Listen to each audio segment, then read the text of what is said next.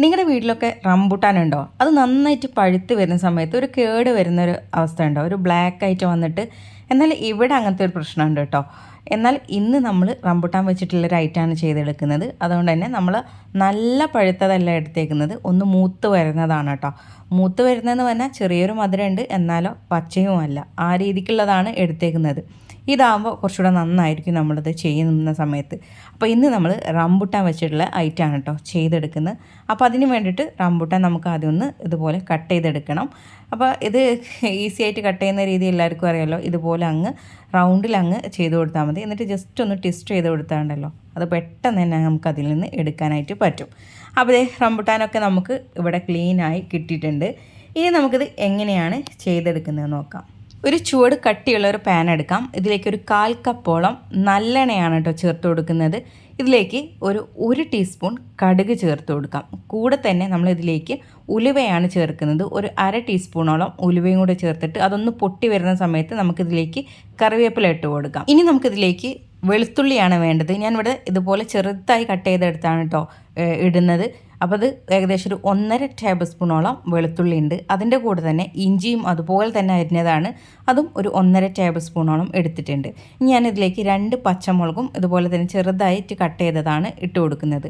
അതൊന്ന് നമ്മളൊന്ന് മൂപ്പിച്ചെടുക്കുക കേട്ടോ. ഇനി നമുക്കിതിലേക്ക് വേണ്ടത് ക്രഷ് ചെയ്ത വറ്റൽമുളകാണ്. അതൊരു 1 ടേബിൾ സ്പൂണോളം ഇട്ട് കൊടുക്കുന്നുണ്ട്. ഇനി നമുക്കിതിലേക്ക് 1.5 ടേബിൾ സ്പൂണോളം മുളക് പൊടി ചേർത്ത് കൊടുക്കാം. പിന്നെ വേണ്ടത് മഞ്ഞൾപ്പൊടിയാണ്. 1 ടീസ്പൂണാണ് കേട്ടോ മഞ്ഞൾപ്പൊടി ചേർത്ത് കൊടുത്തേക്കുന്നത്. പിന്നെ വേണ്ടത് ഉലുവ പൊടിച്ചതാണ്, വറുത്ത് പൊടിച്ചത്, അത് ഒരു 1/2 ടീസ്പൂണോളം ചേർത്ത് കൊടുത്തിട്ടുണ്ട്. ഇത് നന്നായിട്ട് ഇതിൻ്റെ പച്ചമണം ഒന്ന് നന്നായിട്ട് പോകുന്ന വരെ നമ്മളിതൊന്ന് വഴറ്റിയെടുക്കണം കേട്ടോ. ഇനി എണ്ണ ഒന്ന് തെളിഞ്ഞ് വരുന്ന സമയത്താണ് നമ്മൾ ഇതിലേക്ക് ഒരു 1/4 കപ്പോളം വിനാഗിരി ചേർത്ത് കൊടുക്കുന്നത്. 1/4 കപ്പ് വിനാഗിരിയും അതിൻ്റെ കൂടെ തന്നെ നമുക്ക് വെള്ളം കൂടെ ചേർത്ത് കൊടുക്കാനുണ്ട്. നമ്മൾ ഇതിലേക്ക് ഉപ്പ് ഇട്ടിട്ടുണ്ടായിരുന്നില്ല, അപ്പോൾ ഇതിലേക്ക് ആവശ്യത്തിനുള്ള ഉപ്പ് നമ്മൾ ചേർത്ത് കൊടുക്കുക. ഇനി അതിലേക്ക് ഒരു 1/4 കപ്പോളം വെള്ളം കൂടെ ചേർത്ത് കൊടുക്കുന്നുണ്ട്. ചൂടുവെള്ളമാണ് കേട്ടോ ചേർത്ത് കൊടുത്തേക്കുന്നത്. ഇനി നമുക്കിതിലേക്ക് കായപ്പൊടിയും കൂടെ ചേർത്ത് കൊടുക്കാണ്ട് ഒരു 2-3 പിഞ്ച് നമുക്ക് കായപ്പൊടി ചേർത്ത് കൊടുക്കാം. അതല്ലെങ്കിൽ ഇതിൻ്റെ ടേസ്റ്റ് നമുക്ക് എത്രത്തോളം ഇഷ്ടമുണ്ടോ അതിനനുസരിച്ച് നമുക്ക് ചേർത്ത് കൊടുക്കാം. എന്നാലും കൂടുതലൊന്നും വേണ്ട, നോക്കിയിട്ട് ചേർത്ത് കൊടുക്കാം.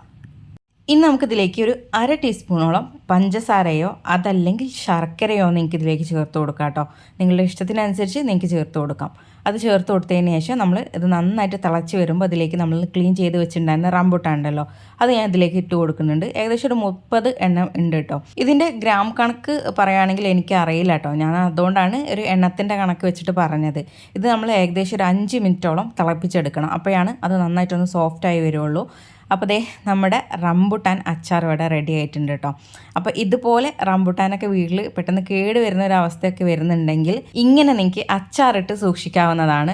നമുക്ക് നല്ല പഴുത്ത റംബുട്ടാൻ വെച്ചിട്ട് നമുക്കിത് ചെയ്തെടുക്കാം കേട്ടോ. എങ്ങനെയാണോ നിങ്ങളുടെ ഇഷ്ടം അതിനനുസരിച്ച് നിങ്ങൾക്ക് ചെയ്തെടുക്കാം. അപ്പോൾ ഈ വീഡിയോ നിങ്ങൾക്ക് ഇഷ്ടപ്പെടുവാണെങ്കിൽ ലൈക്ക് ചെയ്യാനും ഷെയർ ചെയ്യാനും ചാനൽ ഫോളോ ചെയ്യാനും മറക്കരുത് കേട്ടോ. അപ്പോൾ എല്ലാവർക്കും താങ്ക്സ് ഫോർ വാച്ചിങ്.